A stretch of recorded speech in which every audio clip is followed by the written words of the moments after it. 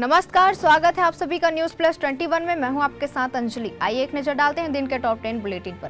छत्तीसगढ़ में कर्मचारियों के डीए में 4% बढ़ोतरी, निर्वाचन आयोग ने दी अनुमति। प्रदेश के 5 लाख अधिकारियों कर्मचारियों को मिलेगा फायदा। सीएम भूपेश बघेल को मानहानि नोटिस, बृजमोहन से बड़ा गुंडा कौन वाले बयान पर पूर्व मंत्री और भाजपा प्रत्याशी ने भेजा नोटिस। मोदी बोले, राजेश पायलट की सजा उनके बेटे को दी। जिसने कांग्रेस के परिवार के खिलाफ बोला वो मरा समझो। राजस्थान में कभी गहलोत सरकार नहीं बनेगी।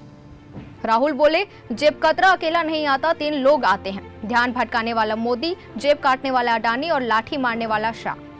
उत्तरकाशी टनल में 18 मीटर ड्रिलिंग बची, 60 से 70 मीटर लंबा पाइप डाला जाएगा। एनडीआरएफ की टीम इसी के अंदर जाकर मजदूरों को निकालेगी। महाराष्ट्र स्टेट इलेक्ट्रिसिटी ट्रांसमिशन में 2541 वैकेंसी, अधिकतम आयु 38 साल, रिटर्न एग्जाम से सिलेक्शन। ओपन एआई में सीईओ के तौर पर वापसी करेंगे सैम ऑल्टमैन, नया बोर्ड बनाया गया। सैम बोले, कंपनी में लौटने के लिए उत्सुक हूं। 19 साल बाद आया टाटा ग्रुप का आईपीओ, 1 घंटे में ही पूरा सब्सक्राइबर। लिस्टिंग डे पर मिल सकता है 70% रिटर्न।